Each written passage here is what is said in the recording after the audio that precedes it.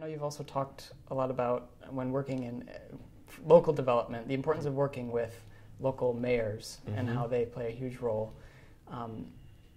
What strategies do you have when working with mayors, especially when mayors now are becoming more and more kind of central actors in this space?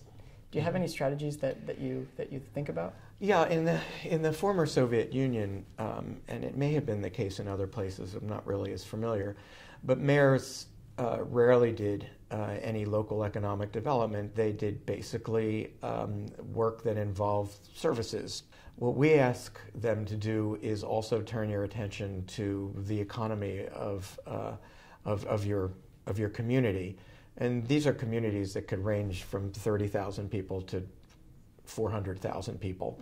But to actually be what you weren't before and learn more about the businesses in your community, talk more with them, get out more in public. So culturally, we have to get mayors much more comfortable with their businesses. We also have to get businesses much more comfortable with talking to mayors because it's not an unfamiliar syndrome. Businessmen generally don't like government, and government doesn't really know enough about business to help them.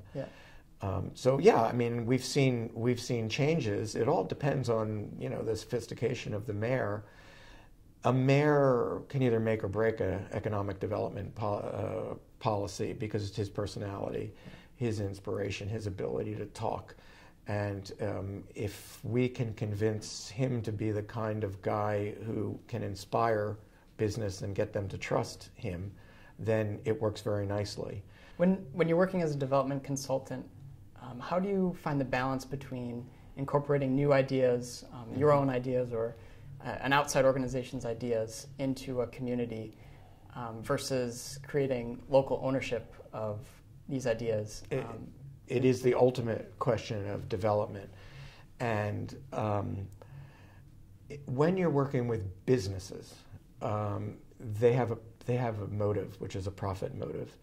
If you can show them how they can increase their profits, eventually they're going to come around. It may take a leading business who then succeeds, and then other businesses will follow. But businesses have a profit motive. It's a little bit easier. Now, mayors, public leaders, are sometimes much more difficult because you don't know what their end goals are.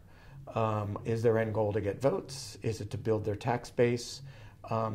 Generally, the way I approach a mayor is he's just like any human being with kids. And he doesn't want his children to be going to England or the United States. He wants his children to stay with him. All parents do. But there needs to be jobs to do it. And ultimately, if you talk to a politician as more of a human being, you can bring your ideas to him because he's more willing to accept, but he has to trust you too.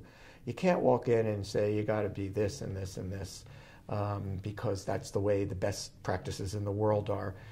He's going to say, so what? What are you doing for me? So a lot of development work at this level, anyway, is pretty folksy. The businesses need technical assistance. The mayors need some assurance that they can deliver a message that people understand, and that means you need to deliver a message to them that they understand at the most human roots. So I don't really get into that dispute about my ideas or your ideas. I do a lot of friend making and talk about their ideas, but then they ask me, what are your ideas? And we can reach an agreement. When you have a public meeting and you try to bring a whole bunch of people together and facilitate various stakeholders, you almost never reach that level of trust.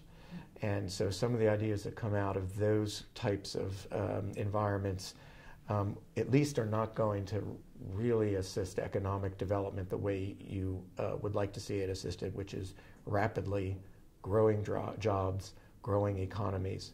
So I tend to stay away from sort of the public forum of facilitating dialogue. I think it's important ultimately when there's something to talk about and when there's something to say, but you need to have a modicum of success and you need to have a modicum of champions who really understand what they're doing before you can walk into a facilitated environment.